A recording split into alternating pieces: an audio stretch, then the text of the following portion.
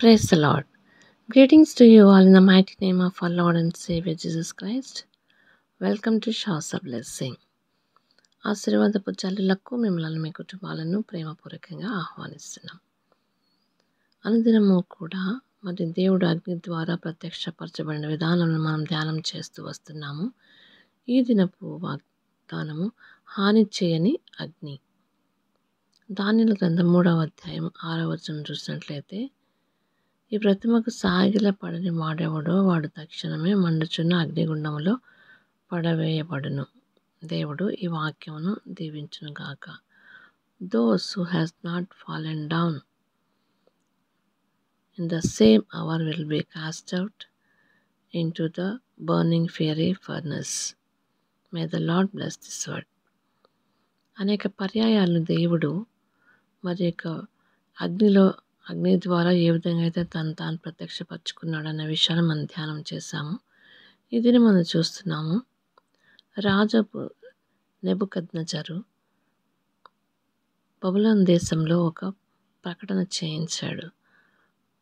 చాలా ఎత్తైనటువంటి విగ్రహం చేయించి, బంగారు విగ్రహము, దానిని సాగిలపడి పూజింపమని చెప్పినప్పుడు మరి అక్కడ దానియేలు, షద్రకు, మెషక్, అబేద్నెగోలు అక్కడ ఉన్నారు. ఆ సమయంలో షద్రకు, మెషక్, అబేద్నెగోలు కూడా ఆ యొక్క ప్రదేశంలో ఉన్నారు. అందరూ సాగిలపడ్డారు, కానీ వీరు ముగ్గురు మాత్రం సాగిలపడలేదు. ఎవరైతే సాగిలపడరో వారిని మండుచున్న వేడిమి గల అగ్నిగుండంలో పడవేయబడును అని రాజాజ్ఞ. అందరూ కూడా భయపడి ప్రతి ఒక్కరు కూడా ఆ ప్రతిమకు నమస్కారం చేశారు, పూజించారు. కానీ మరి దేవుణ్ణి ప్రేమించి మరి దేవునికి భయభక్తి కలిగినటువంటి షద్రకు, మెషక్, అబేద్నెగోలు ఈ ముగ్గురు మాత్రము ఆ రాజాజ్ఞ మరి ఎంత కఠినమైనది అయినప్పటికి కూడా వారు భయపడలేదు. వారు చెప్పారు, అయ్యా, మేము మాత్రమే ఈ యొక్క ప్రతిమకు నమస్కారం చేయము. వారు ఎప్పుడైతే నమస్కారం చేయలేదో మరి ఈ విషయం రాజుకు తెలిసినప్పుడు రాజు వారిని పిలిపించి అడిగినప్పుడు, అయ్యా, మరి మేమైతే ఈ యొక్క ప్రతిమకు నమస్కారం చేయను. ఎందుకంటే మీరు నమస్కారం చేయకపోతే మరి మేము అగ్నిగుండంలో పడవేయబడతాము. ఒకవేళ మేము అగ్నిగుండం పడవేయబడినప్పుడు కూడా మా దేవుడు మమ్మల్ని రక్షించడానికి ఆయన సమర్థుడు. ఒకవేళ మా దేవుడు మమ్మల్ని రక్షించకపోయినా కానీ మేము మాత్రం ఈ ప్రతిమకు నమస్కారము చేయము అని చెప్పేసి వాళ్ళు ఖండితంగా మరి దేవుని ధైర్యంగా చెప్పారు. మరి రాజు యొక్క కోపము చాలా భయంకరమైనది. కాబట్టి మరి రాజు ఆ యొక్క వేడిమి, ఆ యొక్క అగ్నిగుండాన్ని మరింతగా మరి దానిని హెచ్చింపచేసి దాన్ని అధికం చేయించి మరి వారిని తీసుకుని వెళ్ళి అందులో వేయమన్నప్పుడు ఎవరైతే మరి ఆ యొక్క షద్రకు, మెషక్, అబేద్నెగోలను తీసుకెళ్ళి ఆ యొక్క అగ్నిగుండంలో పడవేశారో ఆ వేడిమికి తట్టుకోలేక వారే చనిపోయారు. వీరు ముగ్గురిని కూడా పడవేసినప్పుడు ఆ యొక్క అగ్నిగుండంలో వారు తిరుగుతూ ఉన్నారంట. వారితో పాటు మరొక వ్యక్తి కూడా తిరుగుతూ ఉన్నాడు. ఆ 4వ వ్యక్తి యొక్క రూపము దేవతల రూపంలాగా ఉన్నది. మరి చూడండి, ఆ యొక్క అగ్ని భయంకరమైన వేడి అధికం చేయించారు. అయినప్పుడు కూడా వారికి ఆ అగ్ని ఏ హాని కూడా చేయలేదు. హల్లెలూయా. కారణము దేవుడు ఆ అగ్ని యొక్క దానిలో ఉన్నటువంటి మరి శక్తిని దేవుడు తీసివేశాడు. ఎందుకంటే ఆయన వారితో పాటు అక్కడ ఉండటానికి, వారిని రక్షించడానికి, ఆ అగ్ని వేడిమికి వారు బలి కాకుండా ఉండటానికి దేవుడే దిగి వచ్చాడు. హల్లెలూయా.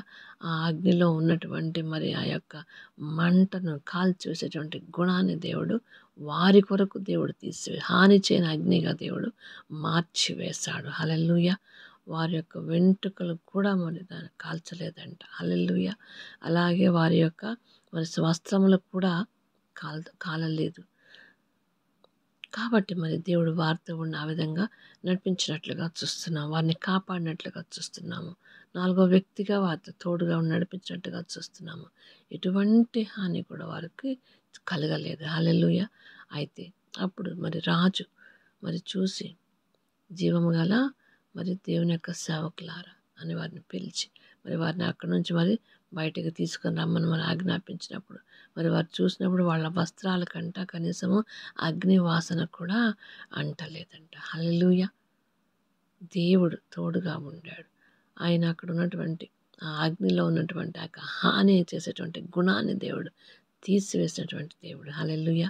మనము గాని దేవునికి నమ్మకంగా జీవించినప్పుడు మరి దేవునికి మాత్రమే మనం సేవించినప్పుడు, ఆయన మాత్రమే మనం గనపరిచినప్పుడు, దేవుడు మన జీవితంలో కూడా మరి ఆ యొక్క అభిజ్ఞతో ఉండేటువంటి దేవుడు, మనతో కూడా ఉండేటువంటి వాడు.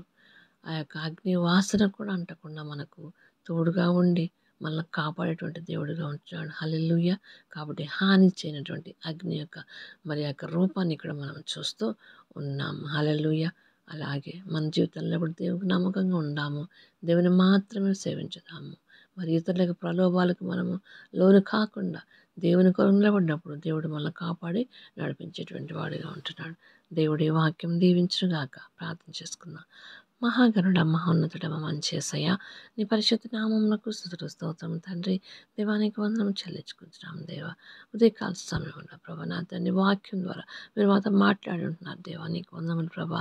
అగ్ని ద్వారా మీ యొక్క ప్రత్యక్షత మరొకసారి మేము ఇక్కడ చూస్తుంటున్నాం నాయన. హాని చేయని అగ్నిగా మీరు ప్రభా షడ్రకు మేషకు అభ్యర్థులతో కలిసి ఉన్నటువంటి దేవుడు, వారితో పాటుగా నువ్వు అగ్నిలో దిగినటువంటి దేవుడు యేసయ్య. ప్రభా నా తండ్రి నాయన, మరి అక్కడ ఉన్నటువంటి వారందరూ కూడా ప్రభా మరి వీరి యొక్క దేవుడే మరి గొప్ప దేవుడు, మరి వారి యొక్క దేవుని మాత్రమే పూజించాలన్నటువంటి ఆజ్ఞను రాజు అక్కడ జారీ చేసినట్టుగా చూస్తున్నాం యేసయ్య. అవును నా తండ్రి నా నాయన, నీ నా మహిమార్థమే ప్రభా అక్కడ అబడి నిలబెట్టుకున్నారు ప్రభా నా తండ్రి. అగ్నిలో ఉన్నటువంటి గుణాన్ని మీరు తీసివేసినటువంటి దేవుడు యేసయ్య. కాల్చేసే గుణాన్ని తీసివేసినటువంటి దేవుడు యేసయ్య.